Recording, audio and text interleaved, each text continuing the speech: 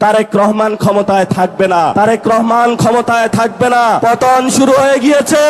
এখন তারেক রহমান হলো পিস্তল তাক করবে। আমরাও বলি 1400 লোক গেছে, বুকে গুলি চালান, সমস্যা নাই। তবে আমাদেরকে কোনো পর টাকা দিয়ে কিনতে পারবেন না, কোনো নেগোসিয়েশন হবে না, এটুও হবে না। পতন হবে আপনার বাংলার মাটিতে। জনগণ আপনাকে পতন করে এই তারেক রহমানের সন্ত্রাসী দল, ছাত্র দল, যুব দল, আজকে তোমাদেরকে বলবো, কই তোমরা আজকে কোথায় গুপ্ত হয়ে গিয়েছ? আজকে যে রাজপথে দেখা যাচ্ছে না, বাসায় কি ঘুমিয়ে আছো নাকি পালিয়ে গিয়েছ? পালানোর জায়গা পাবেন না। তারেক রহমান নির্বাচনে আসার আগে অনেক জায়গায় ধর্ণা দিয়েছে, ভারত থেকে শুরু করে অনেক ডিপ স্টেটের কাছে তাজমহলের মতন 100 জায়গায় বাংলাদেশকে বিক্রি করেছে। এখন সবাই এসেছে তারেক রহমানের কাছে যে তুমি না আমার কাছে বিক্রি করেছিলা, আরেকজন বলে তুমি না আমার কাছে বিক্রি করেছিলা।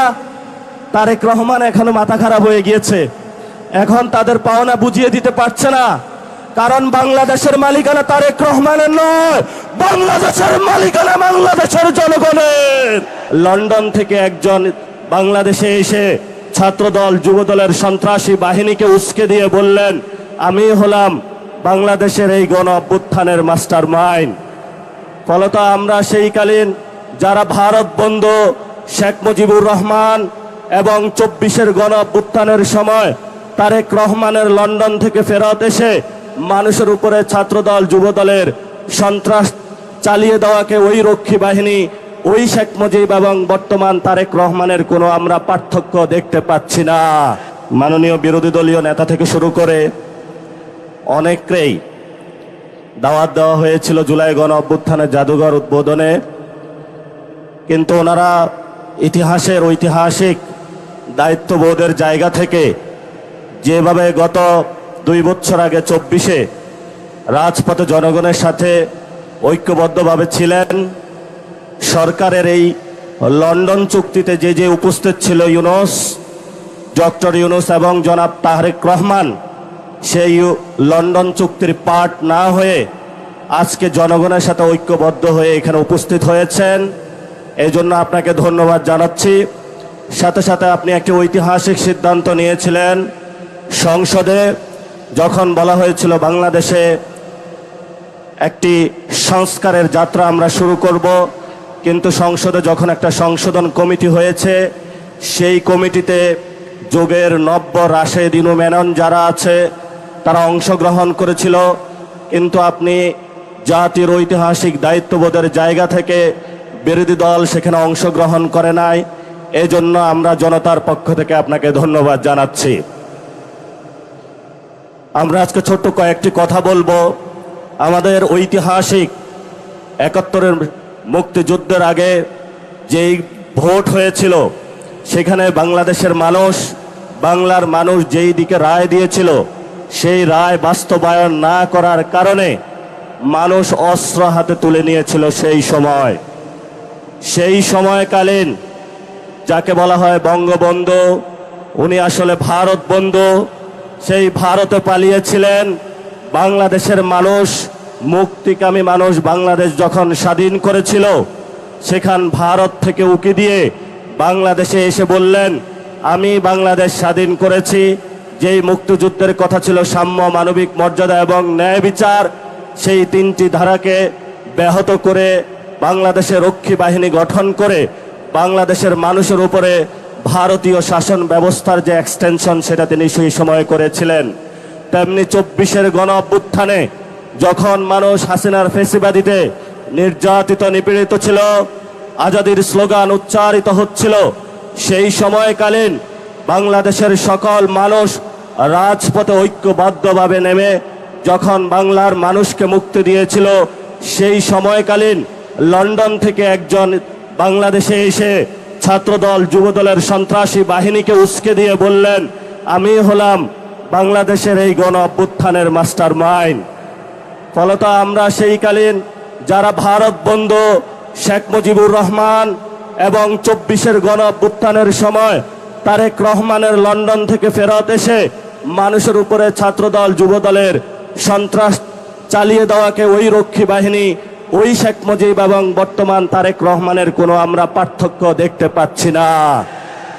যদি আমরা পার্থক্য দেখতে না পাই, তাহলে আমাদের ভবিষ্যতের কাজ কি?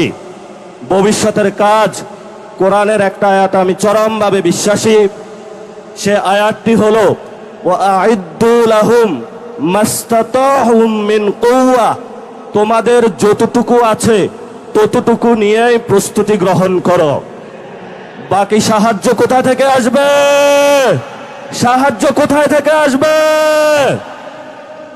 সেই গণ অভ্যুত্থানের দিন, এখন বাজে 12টা, সকালবেলায় বাংলাদেশ পুরো স্তব্ধ, আর্মি সব জায়গায় করিডোর দিয়ে রেখেছিল।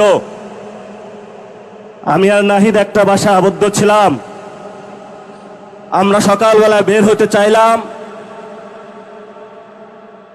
বলল গুলি করা হবে। যে বাসায় আবদ্ধ ছিলাম একজন শিক্ষককে নিচে পাঠাইলাম, বললাম স্যার একটু দেখে আসুন নিচের কি অবস্থা। স্যার বলল নিচ থেকে উঠে এসে যা আর্মি হলো আমার পেটে হলো গুলি ধরেছে, যাওয়ার কোনো অপশন নাই। আমাদের অনেক ভাই সেই দিন সকালে শহীদ মিনারে অবস্থান নিয়েছিল, সেইখানে অনেক গুলিবিদ্ধ হয়েছিল। ঠিক এই সময়টাতে বাংলার মানুষ সকল ব্যারিকেড ভঙ্গ করে, যেখানে এসএসএফ কে 5 মিনিট দেওয়া হয়েছিল, শেখ হাসিনাকে 5 মিনিট দেওয়া হয়েছিল, যে হয়তো বাংলাদেশের মধ্যে তুমি 5 মিনিটের মধ্যে তোমার এখানে জীবন দিবা অথবা ভারতে পালাবা। সেই সময় আপনারা পুরো বাংলাদেশে ঐক্যবদ্ধভাবে পুরো বাংলার রাজপথে নেমে এসেছিলেন। সেই সময়কালীন 5 তারিখে তারেক রহমান বাংলাদেশে ছিল না। বাংলাদেশে ছিল আমার কৃষক, বাংলাদেশে ছিল মজুর, বাংলাদেশে ছিল রিক্সা চালক, বাংলাদেশে ছিল সবজি বিক্রেতা, বাংলাদেশে ছিল গৃহিণী, বাংলাদেশে ছিল আলেম, বাংলাদেশে ছিল ছাত্র। তারেক রহমানের কোন ছায়া আমরা সেই দিন রাজপথে দেখি না। নতুন করে বাংলাদেশে এসেছে, হালগতি বুঝার আগেই সব সিদ্ধান্ত নেওয়ার শুরু করেছে। আমরা বলেছি আপনাকে স্পষ্টত, আপনি যদি ক্ষমতায় থাকতে হয় আপনি গণভোটের রায় বাস্তবায়ন করতে হবে। যেই পরিস্থিতি পাকিস্তানি জান্তাদের হয়েছিল বাংলার জনগণের রায় না মানার কারণে, সেই পরিস্থিতি আপনার সাথেও হবে। কারণ এই প্রধানমন্ত্রীর চেয়ার এটা আপনার না, এটা বাংলাদেশের জনগণের। ফলত আমাদের চেয়ার নিয়ে কেউ যদি ছিনিমিনি খেলে, আমরা তো সেই চেয়ারকে রক্ষা করতেই হবে আমাদের। আমি ছোট্ট একটা গল্প দিয়ে শেষ করব। তাজমহল একজনে প্রায় 100 বারের মতন বিক্রি করেছিল। সব খরিদ্দার আইসা খুঁজে যে আমি তাজমহলের মালিক, কিন্তু তাজমহলের মালিকানা কি কেউ নিয়েছে? না, ওই ব্যক্তিও হয়েছে, এটা ভারতের সম্পত্তিও ছিল। তারেক রহমান নির্বাচনে আসার আগে অনেক জায়গায় ধর্ণা দিয়েছে, ভারত থেকে শুরু করে অনেক ডিপ স্টেটের কাছে তাজমহলের মতন 100 জায়গায় বাংলাদেশকে বিক্রি করেছে। এখন সবাই এসেছে তারেক রহমানের কাছে যে তুমি না আমার কাছে বিক্রি করেছিলা, আরেকজন বলে তুমি না আমার কাছে বিক্রি করেছিলা। তারেক রহমান এখনো মাথা খারাপ হয়ে গিয়েছে, এখন তাদের পাওনা বুঝিয়ে দিতে পারছে না। কারণ বাংলাদেশের মালিকানা তারেক রহমানের নয়, বাংলাদেশের মালিকানা বাংলাদেশের জনগণের। আমাদেরকে এনশিওর করতে হবে যদি বাংলাদেশের মাটি, বাংলাদেশের বায়ু, বাংলাদেশের পানি ভারত বা অন্য রাষ্ট্রের কাছে কেউ বিক্রি করতে চায় ক্ষমতার লোভে, আমরা রাজপথে থেকে সেই সকল মানুষ থেকে বাংলাদেশের স্বাধীনতা এবং সার্বভৌমত্ব নিশ্চিত করতে হবে। এতে যদি আমাদের জীবনে যায়, আমাদের কোনো পরোয়া আছে? চোখ তুলে নিয়েছে ইন্টারের একজন ছাত্রের, মাথা খারাপ হয়ে গিয়েছে যে চোখ তুলে ওদের। গতকালকে যোগসুর সম্মানিত যিনি নির্বাচিত জিএস, উনি বললেন যে এখানে যোগসুতে যে টেন্ডারটা হবে, এই টেন্ডার কোনো চাঁদাবাজদের হাতে পড়া যাবে না। যখনই এই কথা বলা হয়েছে, ওরা রামদা চাপাতি হক স্টিক নিয়ে সর্বসম্মিলিত ঢাকার যারা সন্ত্রাসী গোষ্ঠী আছে, একটা শিক্ষা প্রতিষ্ঠানে তারা আক্রমণ করেছে। সেখানে আক্রমণ করেই তারা ক্ষান্ত হয়নি। আপনারা দেখেছেন হবিগঞ্জে আমরা চিকিৎসা নিতে পারি নাই, সেখানে হসপিটালে গিয়ে তারা আক্রমণ করেছে। ঢাকাতেও গিয়ে তারা হসপিটালে অ্যাটাক করেছে, সেখানে চিকিৎসা নিতে দেয় নাই। এই তারেক রহমানের সন্ত্রাসী দল, ছাত্র দল, যুব দল, আজকে তোমাদেরকে বলবো, কই তোমরা আজকে কোথায় গুপ্ত হয়ে গিয়েছ? আজকে যে রাজপথে দেখা যাচ্ছে না, বাসায় কি ঘুমিয়ে আছো নাকি পালিয়ে গিয়েছ? পালানোর জায়গা পাবেন না। জনতা জেগে উঠেছে। ইনশাআল্লাহ ভবিষ্যৎ বাংলাদেশে আমাদের একটি শপথ নিতে হবে। এই শপথ হলো আগামীতে ইসলাম এবং সার্বভৌমত্বকে নিয়ে অনেক ষড়যন্ত্র শুরু হয়েছে। আপনারাই একমাত্র গার্ড, যারা এটা রক্ষা করবেন। জীবন দিয়ে হলো এটা রক্ষা করতে হবে। কারণ গত 53 বছরে অনেকেই বলেছিল যে অনেকেই নাকি বাংলাদেশের স্বাধীনতার সপক্ষের শক্তি। আগামীতে আমরা দেখব কারা বাংলাদেশের পক্ষে, কারা বিপক্ষে, কারা লন্ডনী, কারা দিল্লি আর কারা ঢাকার অনুসারী, সেটা আগামী যুদ্ধে প্রমাণিত হবে। মুখে মুখে বললে প্রমাণ করা হবে না। আমি হেফাজতে ইসলামের ভাইদের একটু উদ্দেশ্য করে বলবো, লড়াইটা এখন বাংলাদেশের সংস্কারের লড়াই। লড়াইটা এখন গণভোটের রায় বাস্তবায়নের লড়াই। লড়াইটা হলো শহীদদের বিচারের লড়াই। আপনারা আসুন, এই লড়াইতে আসুন। আমরা আর কোনো দ্বিধাবিভক্তি চাই না। কারণ বাংলাদেশের মানুষ, এখন বলা হয়ে থাকে মেয়ারে হক, আমি তো মানি সাহাবায়ে কেরাম সত্যের মাপকাঠি। এই যে ছোটখাটো বিষয় নিয়ে আপনারা প্রত্যেকটা মসজিদে বক্তব্য দিচ্ছেন, মানুষের মধ্যে একটা ভুল ধারণা সৃষ্টি করছেন, এইটা করা উচিত না। আমি বলবো আসুন, ঐক্যবদ্ধভাবে আসুন। তারেক রহমান আপনাদেরকে কিছুই দিতে পারবে না। যদি দিতে হয় তাহলে মসজিদের মিনারে বসে আপনার জুলুমতন্ত্রের বিরুদ্ধে কথা বলতে হবে। ইসলাম আমাদেরকে শিখিয়েছে বাতিলের বিরুদ্ধে কথা বলতে হবে, বাতিলের সাথে কোনো নেগোসিয়েশন করে নয়। এই শিক্ষাটা মাদ্রাসায় আপনারা আমাকে দিয়েছেন, সেই শিক্ষা আমরা আপনাদের মধ্যে দেখতে পাচ্ছি না। এই জন্য আপনাদের একজন সন্তান হিসাবে আপনাদের কাছে অনুরোধ করব, আমি হয়তো বেশি দূর কমি মাদ্রাসায় পড়াশোনা করতে পারি নাই, আসুন ঐক্যবদ্ধ হই। 5 তারিখে যেইভাবে চরমনায় হুজুর থেকে শুরু করে 24-এ হেফাজতি বাইরা থেকে শুরু করে কোনো পরিচয় ছিল না, সবাই আমরা রাজপথে ঐক্যবদ্ধভাবে শহীদদের সাথে ছিলাম, আহতদের সাথে ছিলাম, বাংলাদেশের সংস্কারের জন্য ছিলাম। সেই জায়গাটা 2 বছরের পরে আজকেও আপনাদের কাছে আহ্বান রাখলাম, আপনারা আশা করি আসবেন।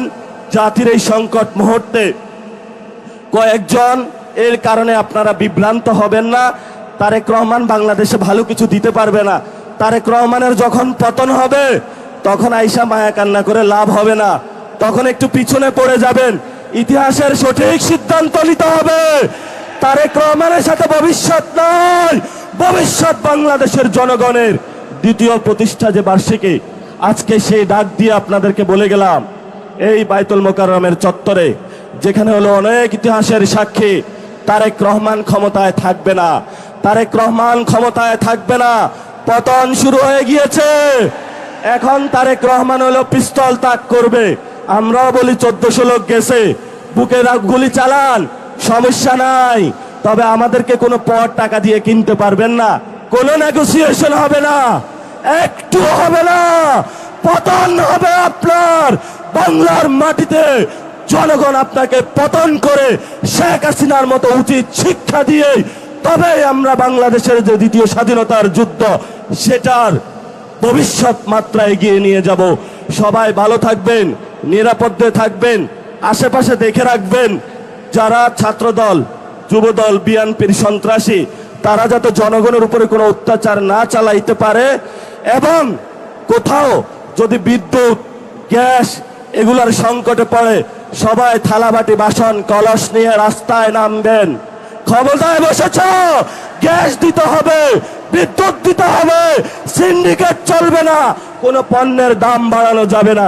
যদি না দিতে পারো ক্ষমতা থেকে চলে যান, আমরা ক্ষমতা চালাইতে পারবো ইনশাআল্লাহ।